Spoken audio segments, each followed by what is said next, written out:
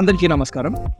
ఈ వీడియోలో మనం వీటికో స్టార్టర్లో ఈ రీసెట్ బటన్ ఎందుకు ఇచ్చామో, దాని ఉపయోగం ఏంటి, ఎప్పుడు వాడాలో డిస్కస్ చేద్దాం.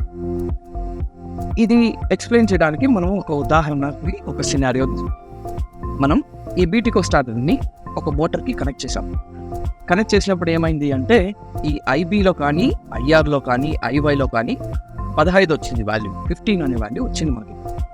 అప్పుడు మనం ఫస్ట్ టైం కనెక్ట్ చేసినప్పుడు వీటికో స్టార్టర్ ఏం చేస్తుందంటే ఈ యాంప్స్ సెట్ని 19కి ఆటోమేటిక్గా సెట్ చేస్తుంది.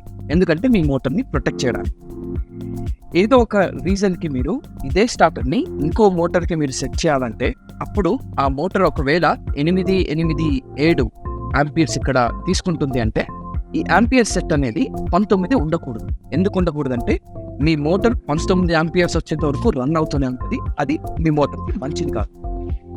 కాబట్టి మనం ఏం చేయాలంటే ఈ యాంపియర్ సెట్ అనే దాన్ని తగ్గించుకోవాలి, వాల్యూని తగ్గించాలి.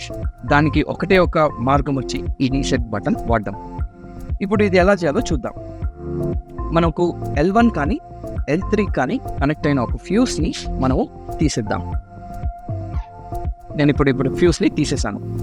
దీన్ని రిటర్న్ ఫ్యూస్ని పెట్టేకి ముందు ఈ రీసెట్ బటన్ని హోల్డ్ చేసి ఉంచుకుందాం. నేను రీసెట్ పెట్టాను. హోల్డ్ ఉంచుకున్న తర్వాత ఇక్కడ ఎర్రర్ లైట్ ఎప్పుడైతే వెలుగుతుందో మనం దీన్ని తీసేయచ్చు. ఇప్పుడు తీసేసిన తర్వాత ఒకవేళ ఐబీ ఐఆర్ ఐవై వాల్యూ ఉదాహరణకు 7 వచ్చిందంటే ఆటోమేటిక్గా యాంప్ సెట్ అనేది 12కి సెట్ అయిపోతుంది.